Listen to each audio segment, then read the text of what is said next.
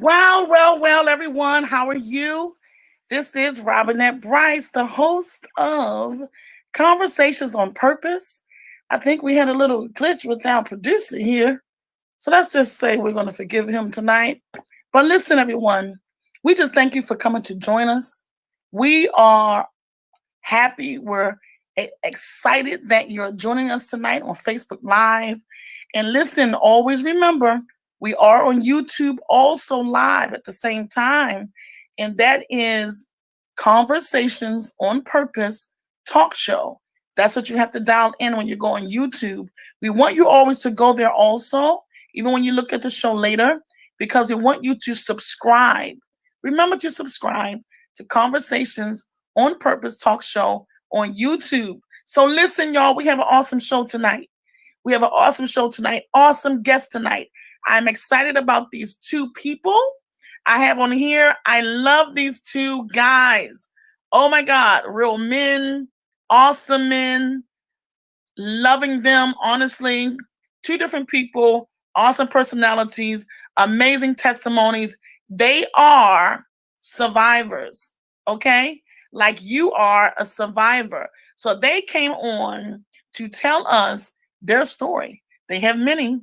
So we want to pull out them, whatever they want to tell us. But we have something special to talk to them about. We're going to bring on, first and foremost, I have a musician friend. We've been friends for so many years, since '02. He reminded me of '02. So many years. His name is Hiram Smith. And some of you know him as Tiger. Hello. How are you, dog? Hello. I'm doing well. How about yourself? I am good. Can we see the top of your head? Can you make it where we could I can't take it. I can't. No, that's good. Yeah. Yeah. It is so good to see you. It is so good to see you. It's so good to see you as well. Yes. I was talking to a mutual friend last week and she was telling me that you got out of the hospital.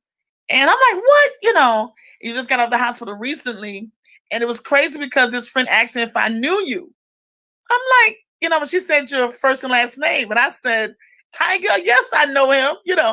And that's what she said. You just got out of the hospital. Now, you know that I know you and met you all of those years ago because through a mutual friend, my little brother, Nate Irvin, who's awesome musician. Yeah. And you are an awesome musician.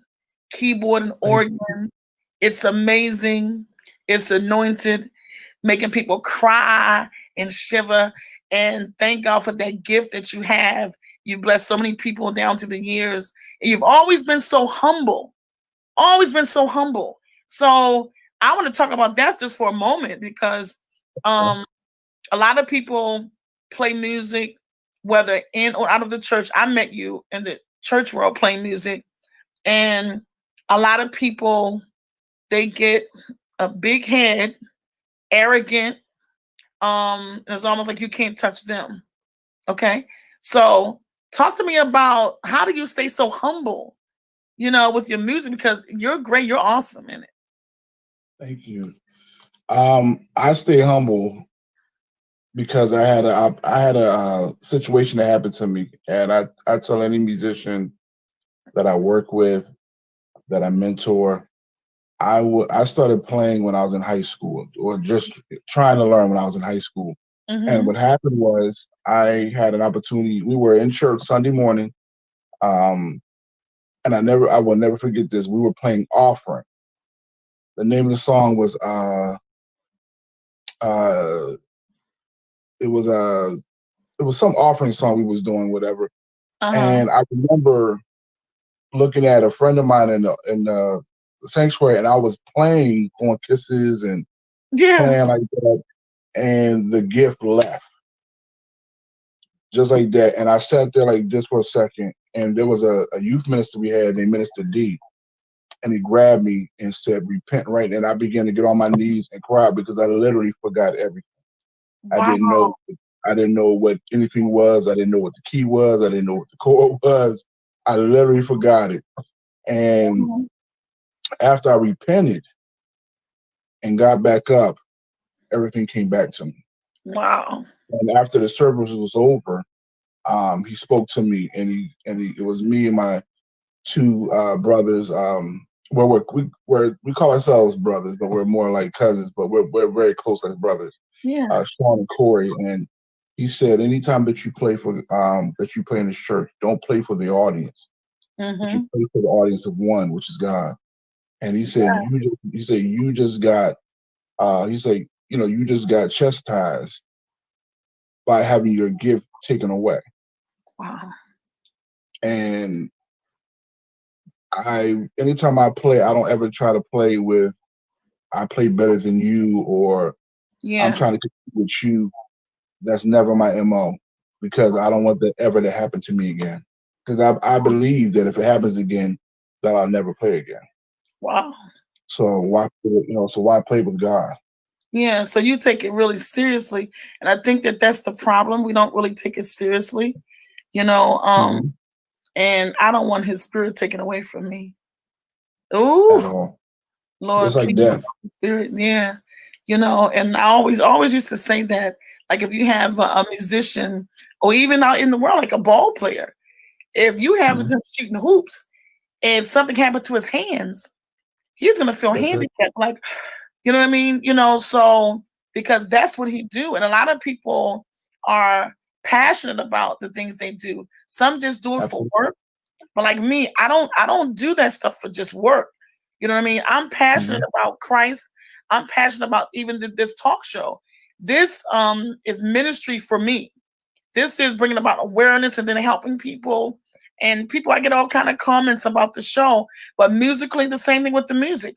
All of that is ministry for me. I know it's helping somebody, helping them to have a different perspective and be in a better place. So you came on here. I heard about why you were in Yes. the hospital, and I was excited. I'm trying to get my other girl on here. I saw hello Lynette, hello Sandra, hello Karen. I just saw a few people on here saying hey, and I'm so glad you joined us.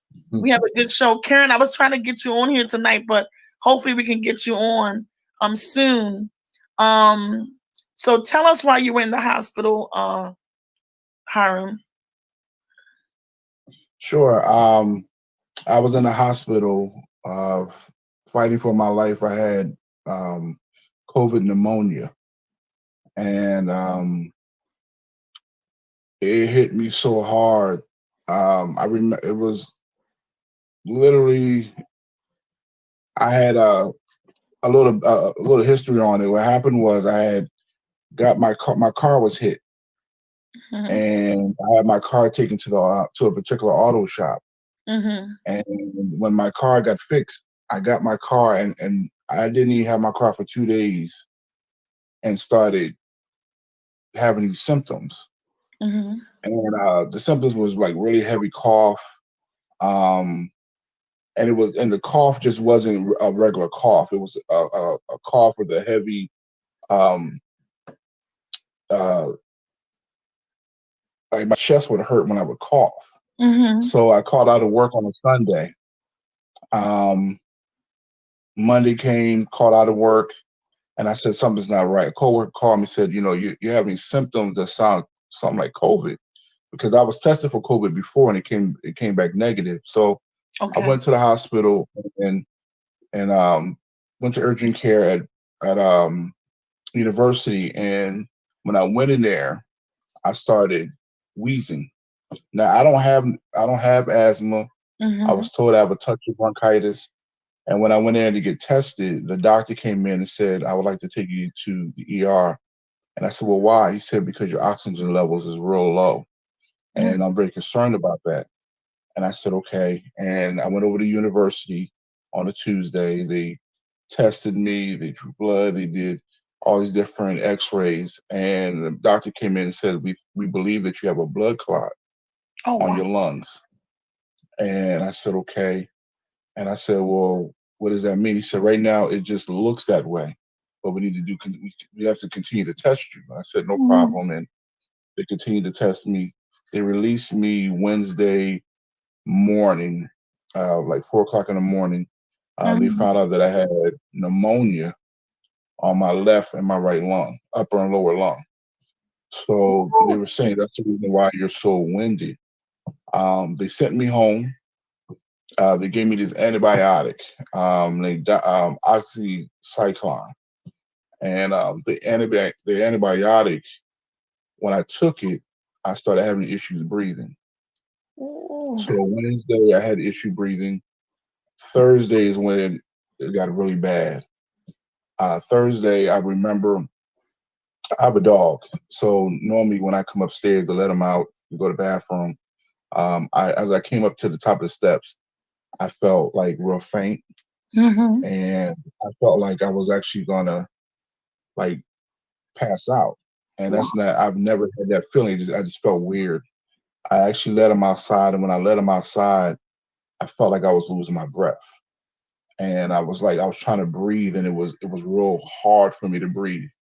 Wow. And I let my dog back in, and I actually came in where I'm actually right now in the kitchen. Mhm. And when I got to the kitchen, I actually lost control of actually not to, I don't want to feel like I'm being nasty, but I actually went to the bathroom myself because I lost all strength in my body, and I got nervous, and I felt like I was going to pass out, and I sat down on my stool, and I was just praying and asking God, please don't let me die here. And I just felt like I just kept wheezing, and as I was praying, I felt the Lord. I literally heard the Lord say, "Turn the water on." Wow. So I turned the water on, and I had a cup in the sink, and I'm crying because I don't know what's going on because I really felt like I was going to die in my kitchen. And I heard put the water in the cup, and as I put the water in the cup, I started pouring over my head. I don't know why, but I just started pouring over my head, and I realized that my body was overheating. So as I poured the water over my head, it calmed my body down enough to call 911. And I called 911, and I work for the fire department. I worked for 911, and Okay. a coworker recognized my voice, and she began to talk to me, and I could barely even talk because I was gasping for air. And she immediately sent the fire department. The problem is when they come, who's gonna lock the door? Because Mm. I was in the kitchen and I could not move, and I just asked the Lord for strength, and I was able to will myself to the living room, unlock my door and the front door. They came in immediately. They gave me um they gave me the mask, and they took me immediately, put me in the ambulance, and they took me to the Union Memorial. I Mhm. went to Union Memorial. I might have been in observation for about 30 minutes, 45 minutes at the most before they took me upstairs to my room. But while I was in observation, the um, the RN that was in there was drawing my blood and actually testing it in the room that I was in. Mhm. And he was stating that he said something doesn't look right. And I began to tell him about the medicine that I took. So he wrote that down, and they gave me the oxygen because I couldn't. I was at that point I couldn't breathe on my own, What? and I started changing color, and they took me upstairs. I had all these doctors come in. They got IV. I got an IV in my left arm. They're drawing blood out of my right hand. Um, I was in the hospital for over 10 days, but my first night they actually came in and they did all these different tests, and this specialist came in and told me that my kidneys were damaged, and he said that it was due to the antibiotic that I got from the hospital, Oh the my. previous hospital that I was at, and they were saying right now, I was telling them that when I took the antibiotic, that my urine actually got dark brown and it got thick. My And God. he said, so they started giving me bags of IVs. They gave me, gave me like 6 cups of water every 4 hours, and I could not for 2 days. I could not urinate. I couldn't go to the bathroom. My stomach started to swell. Ooh. because there was no way for the fluid to be released. And I was um I was praying in the hospital, Mm. and Oh God, it's real. Mm, mm, mm, I was the song that I began to sing to myself to encourage myself mm-hmm, was "Let Go, Let God." And as I was just praying, um, mm. I felt like I felt an urge to go to the bathroom. Mm-hmm. Excuse me. It's And okay. they want you to pee, pee in the urinal, and but it only came out a little bit, and it was still dark. And they continued to give me fluids, and the more that they gave me fluids, it seemed like I still could not urinate, and my breathing got even more shallow. In that moment, I got very fearful because I have a daughter, and I was thinking about my daughter being fatherless. I was thinking about my mom losing her firstborn son. I was thinking about my brothers and my sisters losing a sibling. I was thinking about my church home. I was thinking about, Yeah. um, you know, just different things. I was thinking about dying before my time. Mm-hmm. Um, and I mean, there's so many different things was coming at me, and who do I call to get my affairs in order? Yeah. Because I literally felt like in that moment that I was leaving. And then something happened while I was in there. I want to say my third day. Um, I had pastors, the church I work at. Um, Pastor Russell called me every day. My pastor, she called me every day. And I Mom. remember um, my the church that I work at, uh, Pastor Russell. I remember he called when he called me, and my breathing was kind of shallow, and he just called to check up on me. And I remember on the phone with him crying, and I broke down on the phone. Pastor Russell prayed. I've heard Pastor Russell pray, but I've never heard him pray the way that he prayed. Mm. And I believe that the Lord honored his prayer because that night I slept like a baby. That next morning I had to go to the bathroom so bad that I actually was able to fill up the jug. Wow. Uh, and then my body started working. My pastor, she would call me every day, and she's praying with me. And next, they said uh, that my kidney was still damaged, but because of the water, it was pushing out what was happening with my kidney. And though they were still they were doing things to pull the fluid off my lungs. I've never in my life been stuck so many different times. My right hand doubled in size because of the swelling.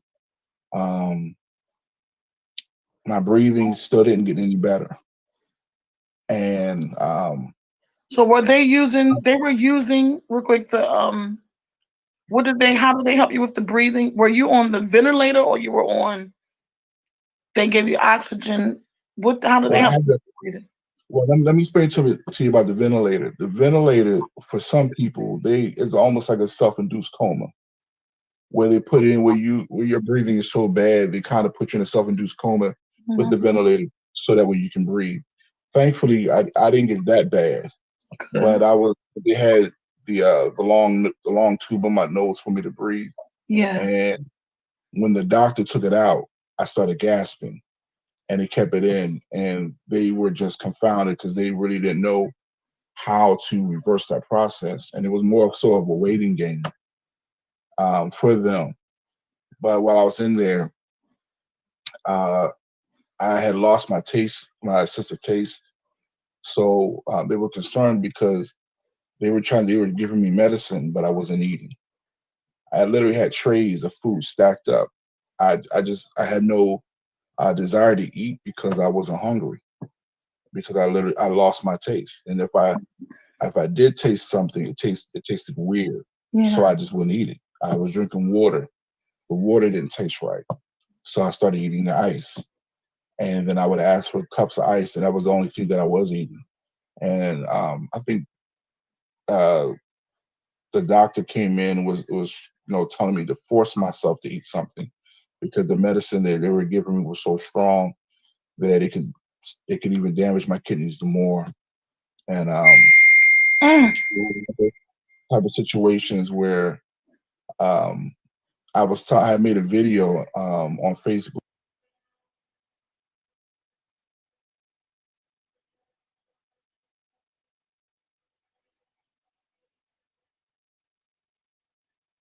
Okay, I don't know what happened to Hey, Tiger. hey, Robinette. Sorry about that. He fell off. He may come back. You might want to. Oh, there he is, right there. So we'll bring him back. Okay. We're gonna go to a commercial in a second. Okay. Go ahead. Let us take this commercial break really quick. I'm glad you got right back. We're going to take a commercial break. Everyone, please share this on your pages. We have more to come. We're not even all the way halfway through the show, but we have more. We have another survivor here that we're going to talk to, and we're going to bring him on. But we haven't gotten to the end of this yet. Share it with someone. Commercial break. Thank you.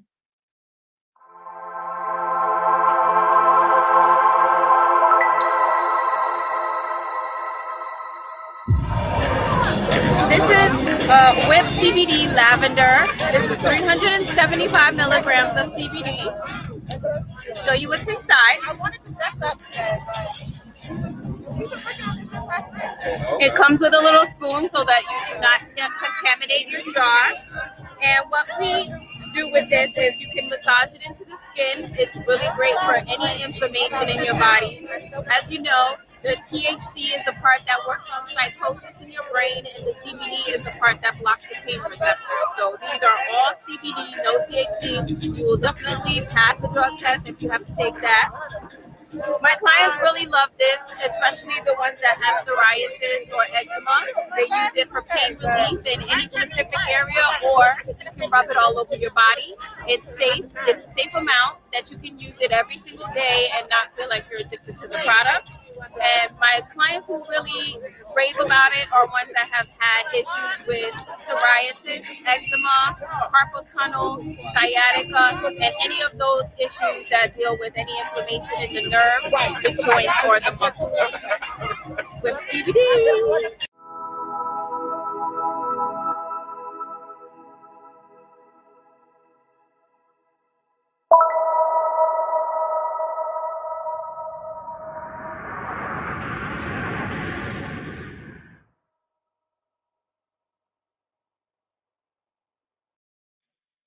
Wow, we're back. Thank you for the ad. Whipped CBD?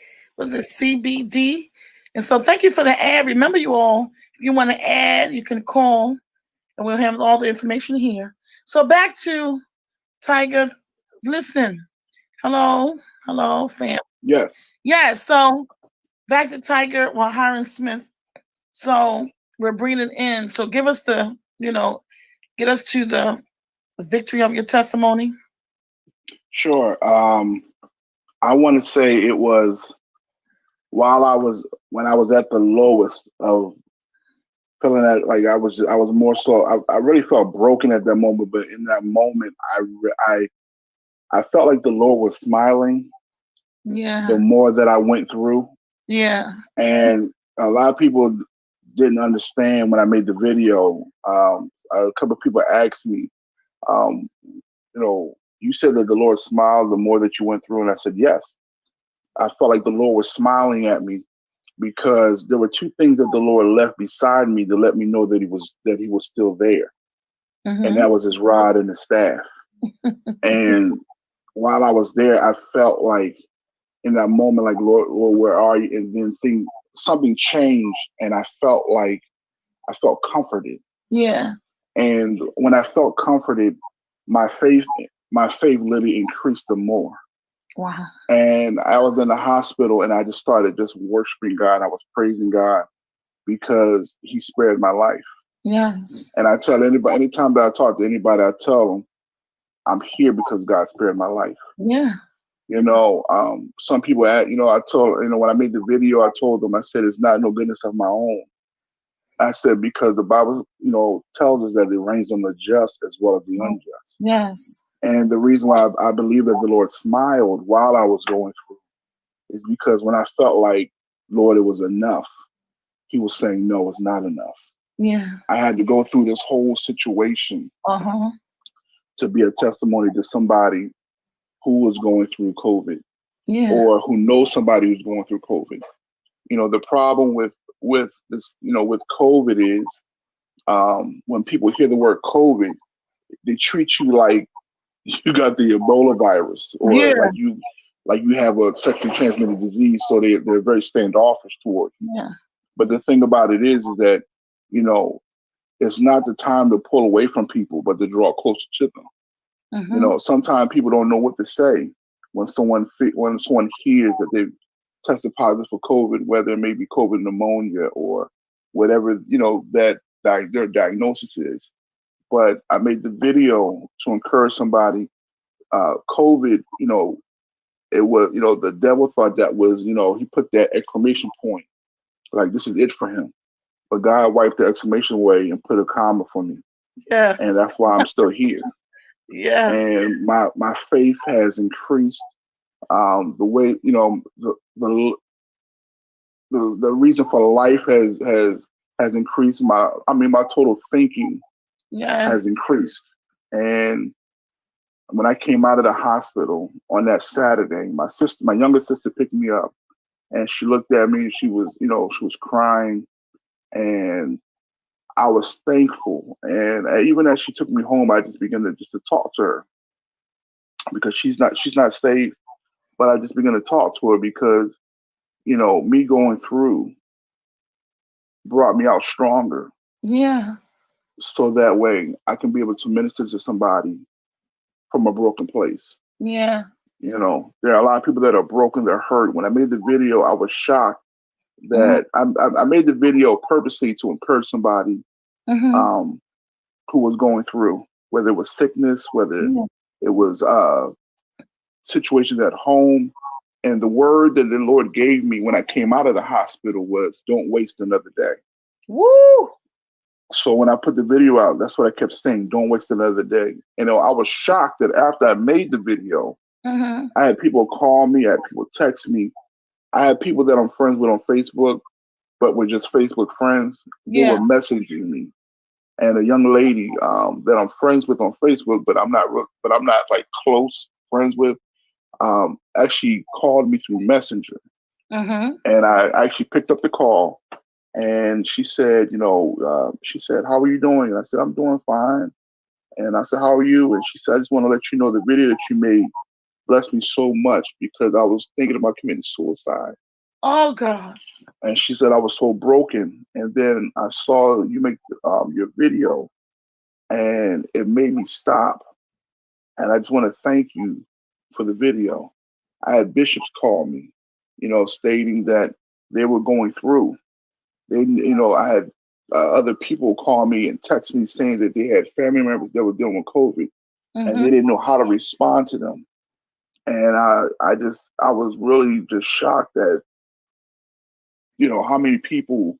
I think I had over 500 views within maybe about a half an hour. Wow. I had people commenting, and I made the video not for people to feel bad or feel sorry for me, because that's not me. I don't, need anybody's sympathy. But I was blessed to know that I was able to send some type of encouragement to somebody else who was going through. And the young lady that was thinking about committing suicide, that blessed my heart in such a way. And then for her to call me, and we really don't know each other like you and I know each other, but we're just Facebook friends. And I opened up the call and I reached out, I opened up, answered her call, and it blessed me in such a way. And I'm thankful because if it had been the other way, I wouldn't have been here. Yeah. Something. So I'm thankful. Wow. So listen, oh my God.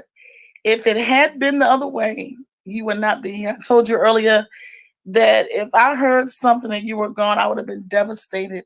You talked about this too earlier, that on the phone, but that I was saying that I got text messages and phone calls of people in and out of town, passing away with COVID-19. And it was just been devastating. I've cried and I've cried. And I remember one text I got from a friend of mine's wife from Tennessee.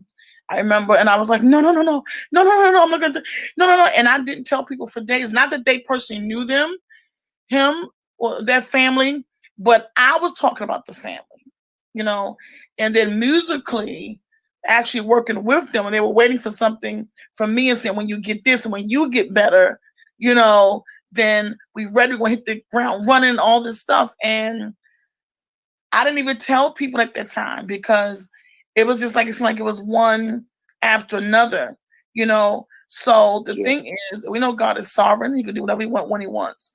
It's a blessing. When he wants to. It's a privilege, you know what I mean, to be here.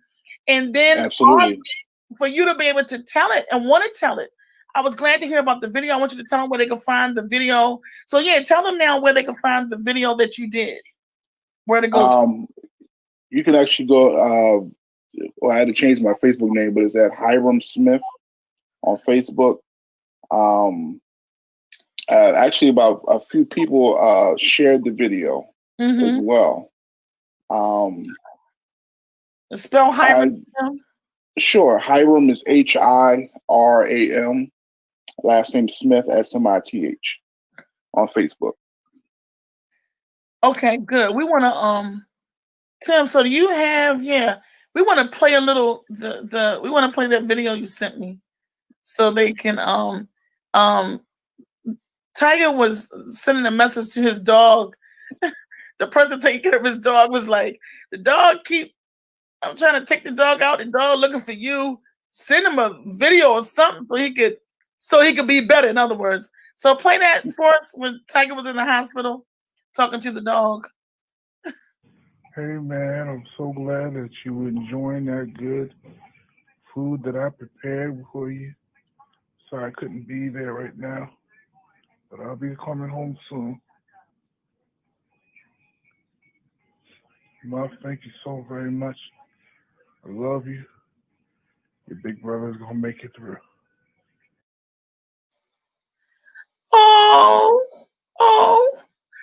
Oh God, so what you feel watching that? Like, you know what I mean? And you're here. It's something for me to see that. And then we see you here looking like that, from that, looking at what God, how real he is. Every time I look at it, I cry. Yeah. My sister, her nickname is Muffy. She came and was helping me while I was in the hospital. She would come from her job and take the dog out, and she was saying, she had called me and she said, bro, every time that I take him out, he goes to the top of the steps and he looks down like he's looking for you. And she said, can you make a video, to so just so that he can see you. So I made the video, and then after I made the video, she recorded him, and he was, he seemed like he was excited because every time that she would come, he would, he loves my sister, but he was looking for me because he knew something was wrong. Yeah. And that's when I made the video, and I tried my best. Even in the video, you can see me trying to make sure that I had the breathing thing because my energy level was very my oxygen level was very low. Yeah. And when I see how I look then, it looked like death. And every time that I talk about it, I tell people Jesus spared my life. Yes. At any time he could have took me, and if he wanted to, he's God. But I think I'm thankful that he gave me an opportunity because there's so much more work that I have to do. So much more.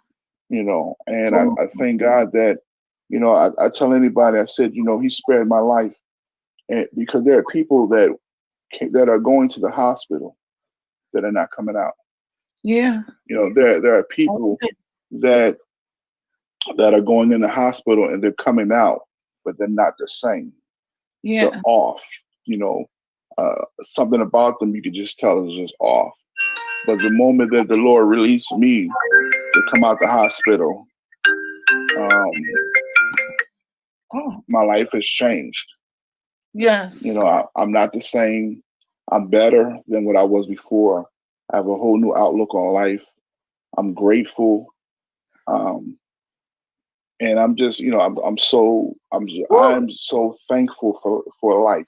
Yes. You know, even when I went back to work, this is my third day going back to work, and to encourage my coworkers, and you know, my coworkers every day while I was in there, they would just send a text, just want to let you know we're thinking about you.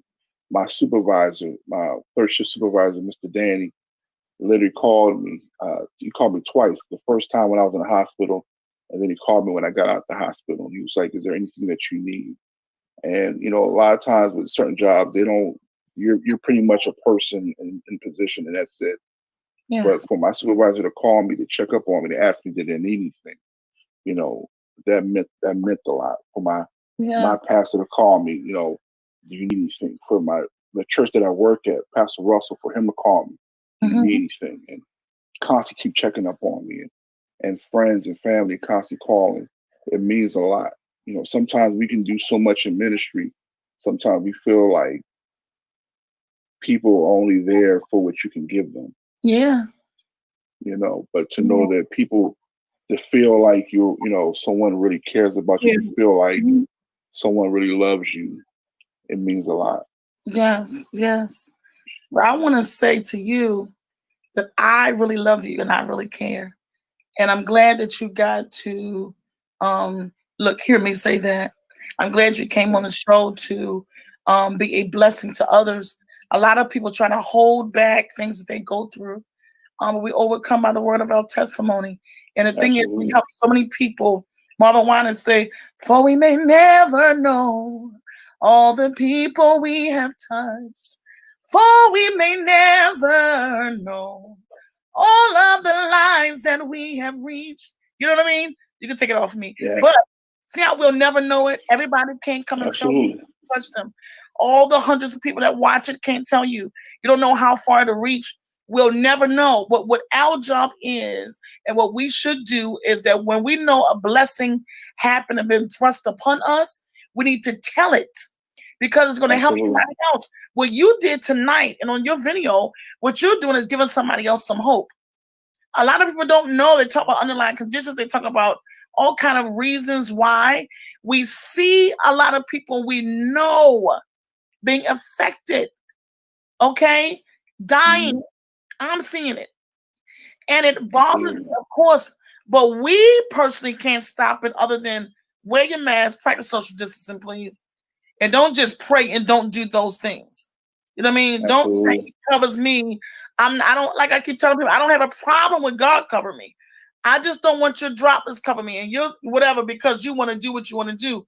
So, you know, me and Paul, we got our thing going on, but that has nothing to do with you being irresponsible.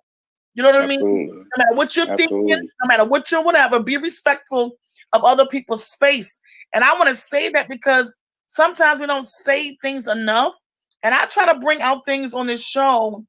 Like I said, it's conversations on purpose, but I try to, so much is going on out here. I don't get into everything as much here because I feel like we talk about it everywhere they see it. So I try to bring in other things and whatever, but we have to deal with still these things. And we want the true stories. You know what I mean? We want the truth because the truth will make you free.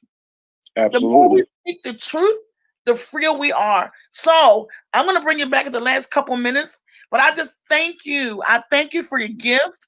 And that is a problem where, like me, I've been going through what I've been going through. It is something because it gave me a chance to see who's there for me and who's there for me on the mic. Absolutely. You know what I mean? They gave me a chance to really see that. Like, oh, okay, I guess I'm not Robinette unless I'm Robinette singing. I'm not Robinette doing something for you. The thing is, that ain't cool. I'm just saying that ain't cool on any level.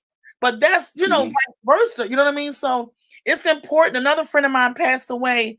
Friend of me and Tim's, I'm sure you knew him. But I remember going to the hospital, seeing him, and I said, I was sick as I don't know what. I said, I'm here because I don't want to just wait until you're on stage doing music again. You know what I mean? It's almost like, oh no, we'll just wait till they're back doing whatever. And so when I heard you in the hospital, I was just excited that you made it through. You are awesome. Yes, that night I went in the hospital, went to see him. That was crazy. And I was so sick that they was like, oh, running to me like, you need help. I said, I just had to come here. I just needed him to know that I love him even right here. And it's important. That's very important. So Hiram Tiger Smith, thank you, darling. I love you. I love you as well. Life. Yes, for real. I'm glad you didn't say I love you more. Look, no, you don't. No, you don't. But I love you. But stand by. We got a friend coming right after this commercial break, and y'all don't want to miss him. I got my friends in here tonight. All right, give us a commercial, Tim.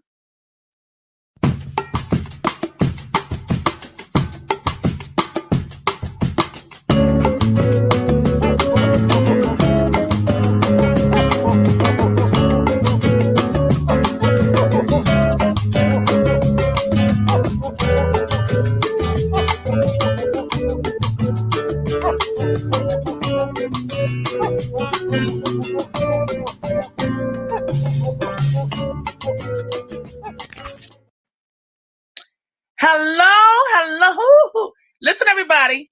I got on here right now, Dante Goodwin. Let me tell y'all about Dante Goodwin. Dante, let me give you a little piece of this. Y'all know he's a young minister. Y'all know he's the author of the book called Confession of a Prodigal Son. Really, Dante? Really? I didn't know this, but really? Confession of a Prodigal Son. Now, that's powerful. All right. If y'all want some Pepsi, call Dante. 18 years working at the Pepsi company. That's what I heard. Pepsi. All right. Make you want to belch. All right, Dante, you're the bomb. You're the man. Thank you so much because you are also a survivor. You're a fun person. You and your wife, it seems, fun person. You know, like you in it to win it. You know, and it seems like you really love God. So you have a testimony that you need to tell tonight that's going to help the people tonight, and how God brought you out on the other side where it could have been a whole nother way. I appreciate your hat. I was trying to look for one for me tonight. So Dante, say hello to everybody and give us your testimony tonight. We just got to get this in here. Yeah, get it in. Sister Jolly. Well, first of all, I just thank God for being here. I thank God for my brother's testimony. God's grace and mercy is what brought him through. And I thank God for blessing him and keeping him. And God is a faithful God, sometimes to unfaithful people, but he is a faithful God. But I just thank God for just this year, 2020. This year, 2020, been a very testing year. It's been a year of trials. It's been a year of ups. It's been a year of downs. But God has been keeping me. And I just want to say thank you for having me on your show. Yeah. I'm glad I was able to make it tonight. Me too. But I just want to say thank you. But this year, 2020, if you don't mind, it started off with God just blessing me and God just helping me. On New Year's Eve, sometimes I do work for the Pepsi company. I drive tractor trailers for the Pepsi company. But sometimes to make extra money, I do Lyft and Uber. And on New Year's Eve, I was doing Uber that night. And I was on Poplar Grove, and I was driving up the street, and, you know, my car got hit with some bullets. So 2020 came in with God blessing me and God keeping me and God making a way for me. And when the police came, he was like, I don't know where the bullets is at. The bullets wasn't in my car. The bullets wasn't nowhere near me. And I just believe that when it hit my car, the angels of the Lord just stopped it.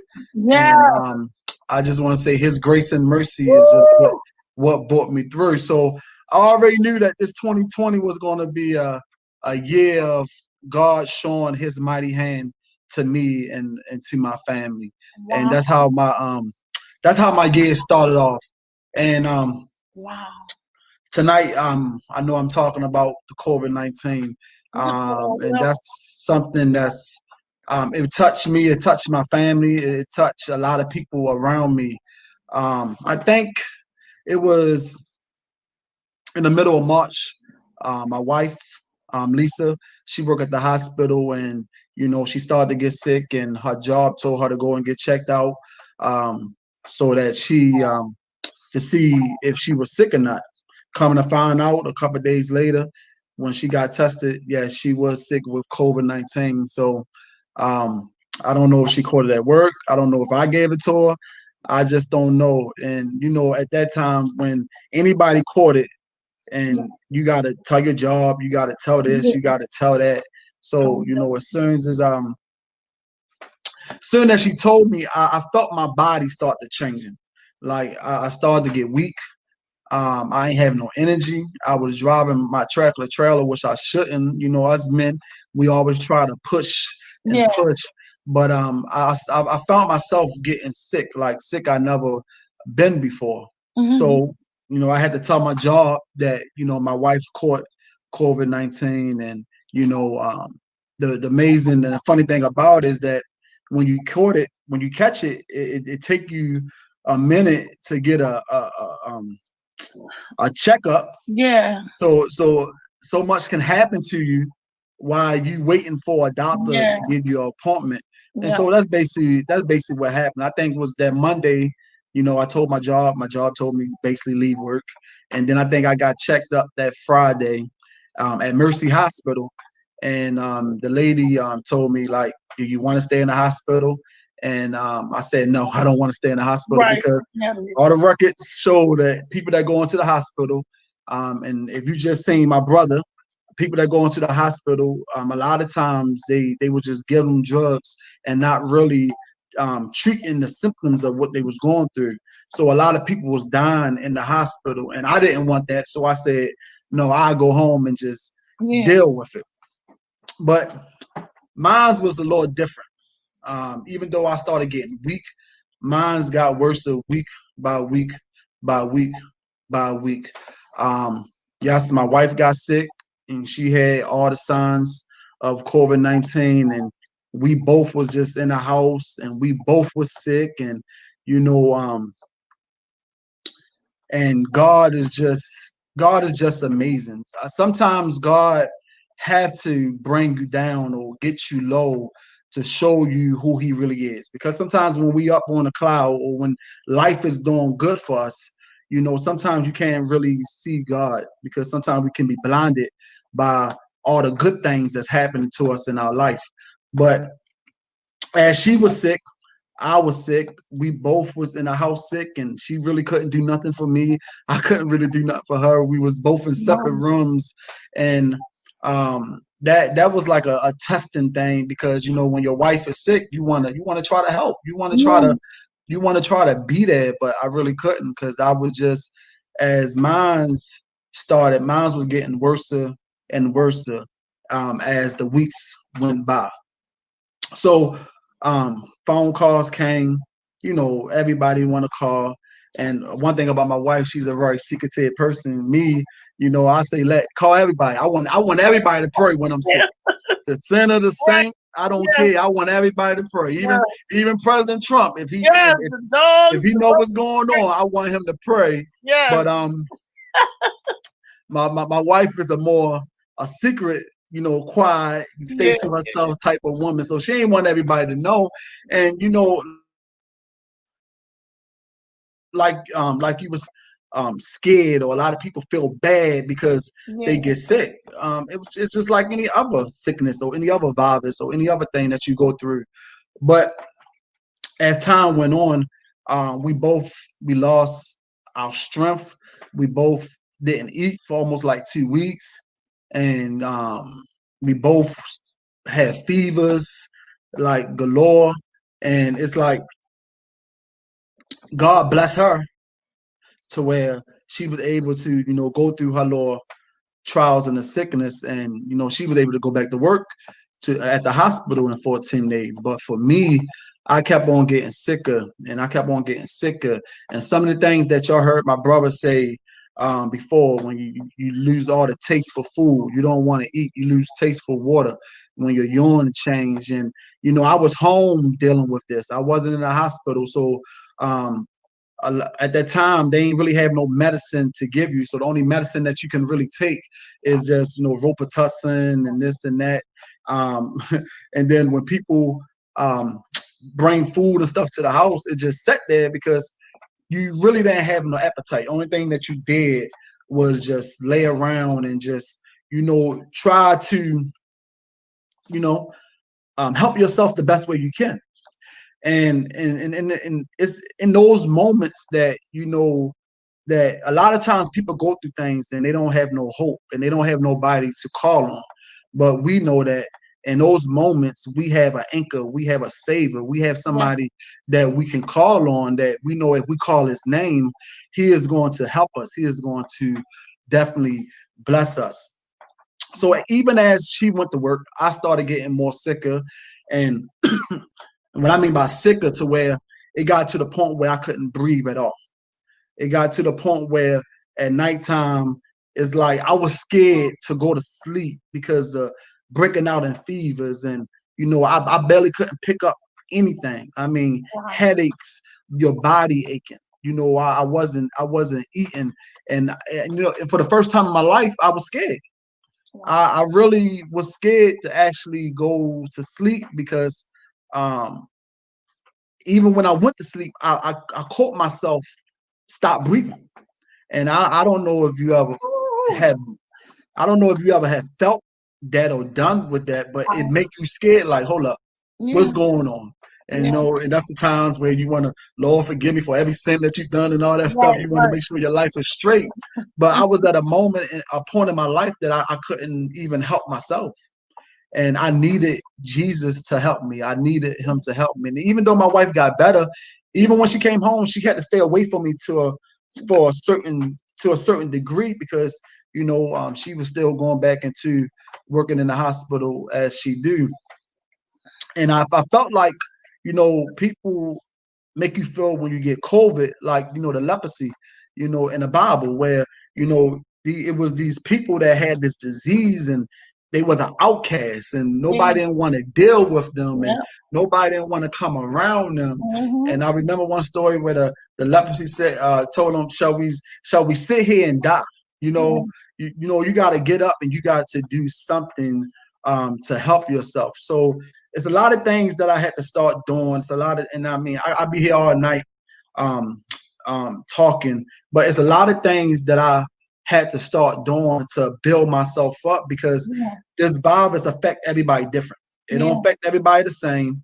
I already know I have respiratory problem. I already know I get bronchitis. I already know that certain times of the year I'm going to get a little cold or get a little flu. But it took my body and it just took it down to the weakest place that I have never been. During the daytime, I'm breaking out in sweats. At nighttime, I wasn't breathing. I had to go and buy a humidifier.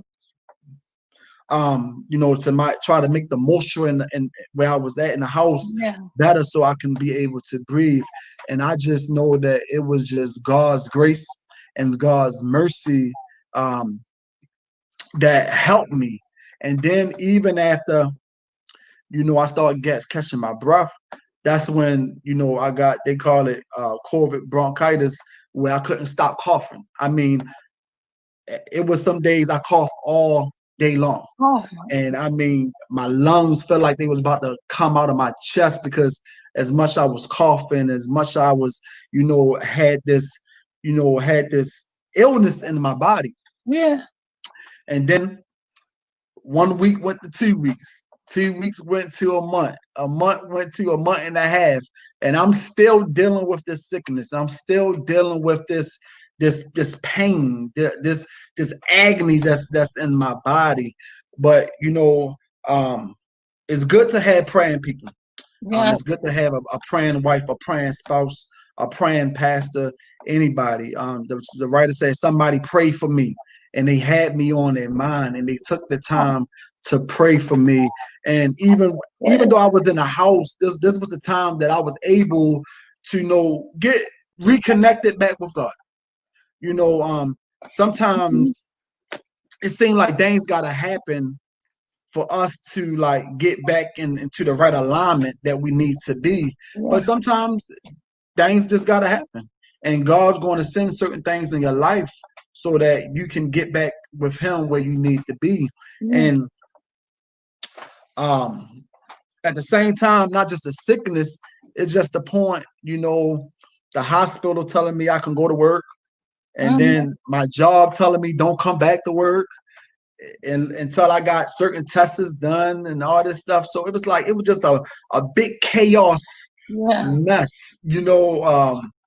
And then, you know, around April and May, that's when they kept on changing all the procedures that you got to be quarantined for 10 days or more before you can do this and do that. But do that whole process, I just could say it could have been the other way. You know, a lot of times when we can complain about something, I don't have a reason to complain. So many people all over the world had passed away because of this virus and because of certain illness, but God's grace and mercy, he still got me here. And like the brother said before, it's like life had been different for me. Life has been, everything have changed. You know, my eyes are open now to what is the will of God for my life. You know, everybody else is coming out the closet. You know, it's time for the church to come out the closet and let the whole world know that Jesus is here to save them. And it doesn't matter what they done. It doesn't matter what they doing, but we have a savior that's here to save us. And this whole process, yes, phone calls came in, but you know, after a while, phone calls stopped. You know, the help stopped. And it's in those lonely moments that you really get to know that Jesus is there for you. And sometimes it is a wake up call, because I had a very good friend that passed away from COVID-19, a friend that was there to me. And sometimes it make you question God, like, Lord, why them and not me? You know, and it's like, God, you can't understand God, and you can't understand what he's going to do in your life, and you can't understand why he do what he do. But like the last brother said, you got to take advantage of every day, every single moment. You know, you can't waste no more time with life. You can't waste no more time in doing what God wants you to do in his kingdom, because it got to get done. And I know, you know, ever since that day, you know, my witness to people had picked up, my everything had picked up, you know, and I'm just grateful that God has blessed me, even going through all the pain, all the agony, all the, you know, losing money at work, and then, you know, my job then was messing up my check and all this stuff. God kept me, and God helped me, and God blessed me, and God was there for me. So I'm just here to encourage anybody that it don't got to be COVID-19. It could be anything that you're dealing with. God is able to keep you. God is able to deliver you. God want to bring you through. You just got to not give up. You just got to not think about the situation so much, and think about, you know, like the song say, he did it, he would do it again. I don't know how, and I don't know when, but I know he would do it again. And that's what, you know, from this whole situation, even due to all the sickness, I know that God is able. He is a keeper. And the writer said, telling on the mountaintop and telling the city streets. You know, sometimes my wife say I talk too much sometimes, but you know what? I'm a brag on God no matter where I go, because you know what? He is the one that delivered me. He is the one that helped me. And I ain't making no video, but I put a post up, and so many people from California to Baltimore hit me up, and they thanked me for my testimony, because so many people were scared to come out and say they got it. You know, so many people was so like they wanted to keep it in the closet, like, you know, they don't want to let nobody know because of how people was acting. But this COVID thing is real. I don't want nobody to think it's not real. Some people think, oh, it's not real at all, but no, it's real. And I'm not gonna go into all the news and all that stuff, but I just know that God kept me, God helped me, not just me. He blessed my wife, and he blessed so many others that had this illness. And the one thing that we can do is just sacrifice and give him more of us. Like the brother said, let go and let God. It's time for us to just, let go and let God do what he's going to do in our lives. So, and sometimes he's going to take you. He didn't promise you that every day is going to be Sunday. He didn't promise you that that you wasn't going to never face nothing, but he just said these things ain't going to prosper and they're not going to kill you. They're not going to destroy you. But no matter what, he's going to bring you through. So I don't know what the next 3 months and a half months of this year is going to hold, but I do know that 2020 has been a year for me, and I thank God for not just blessing me, blessing everybody all over the world that's dealing with this, that have lost someone. So many people, death is just all around. People are sad. People need to get back. People need money. People are trying to pay their bills. It's just so much that's going on in this year, but I'm here to encourage anybody that God can help you. He will help you, and he's there to help you. And it could have been the other way, but he's seeing difference. Wow. Thank you, Minister. That was the minister talking. Whatever. Stop it. Stop it. No, but thank you. I see we're out of time, but we're not out of talk. So bring on Hiram. Now, listen, we just thank you so much, Dante. We just thank you. We got to get you back when we have more time. See, I feel like that about everybody. So, Dante, we got a whole lot of things we be doing. We be doing family, and that's in the works. But listen, everybody out there, you heard what they said. God can do anything, but God can do anything but fail. He brought them out. He'll bring you out. Okay? God is omnipotent, which means he's all powerful. Omnipresence, which means he's everywhere. If you are dealing with this right now, he is right where you are. Lean on him, not them, but lean on him. He will bring you through. Trust him. He will bring you out.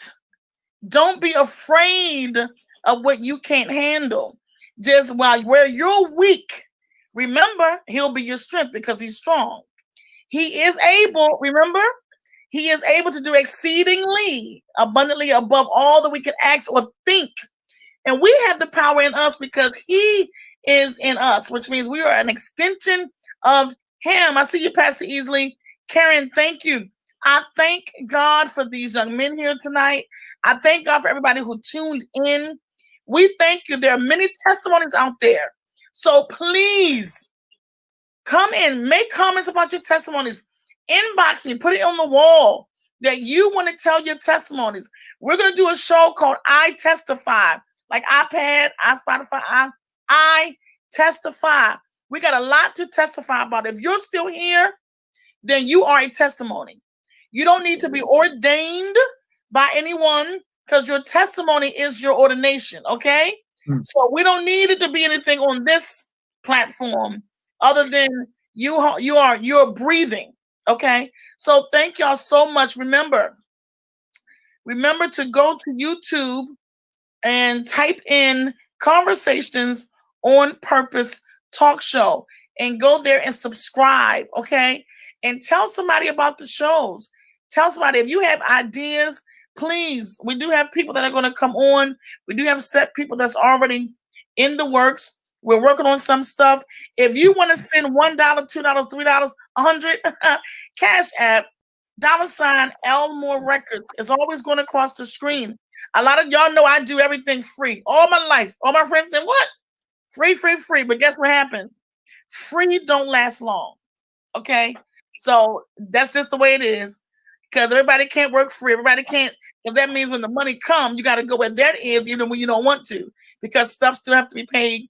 People still got to be paid. So listen, just do what you can do. And if you can't, God is going to do all of it anyway. All right. Thank you. And thank you, Tim. I love you guys. You are the bomb. You better stay here. Anybody got time for y'all playing? Anybody got time for that? Anybody got time for all of that? Anybody got time? Okay. All right. So look, y'all have any last words? You want to give somebody your Facebook pages, your whatever pages? Dante, want to give anybody information on you or what? What's up? What's up? Dante? No, I mean my regular Facebook page is just my name, Dante Goodwin. Mm-hmm. I'm on Instagram and Twitter, but I don't really be on it like that. So right. if you can just hit me up on Facebook. Yeah. And that's if you want to follow me. Right. Tiger? Me, mine's the same.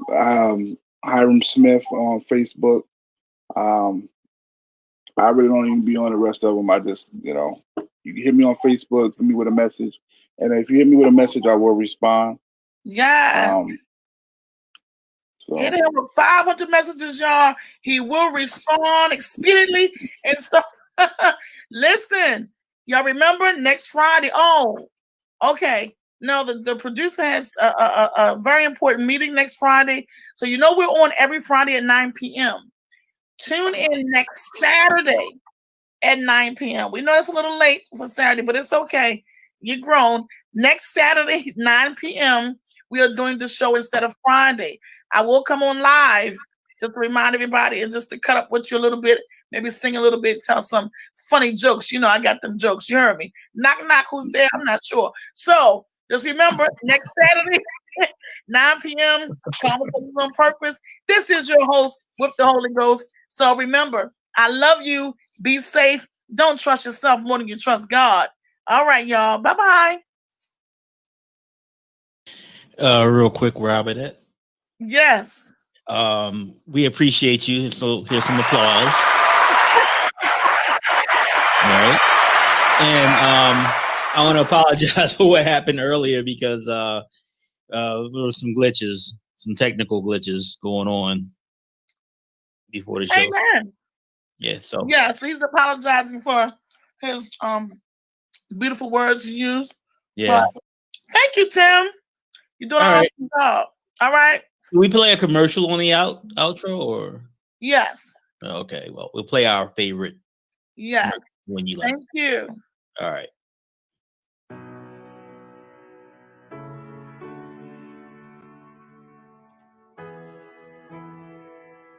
Advertise your brand, small business, or service with Conversations on Purpose. By advertising online, you will expand the reach of your business and brand to a wider audience. We offer various tiers for advertisers, from a single ad up to sponsorships of an entire episode with co-branded opportunities. Conversations on Purpose can also develop your ads for a small fee. Your ads will also be available to you to use on your social media accounts such as Facebook, Instagram, and Twitter, in addition to appearing on the show. For more information, contact Conversations on Purpose. Thank you.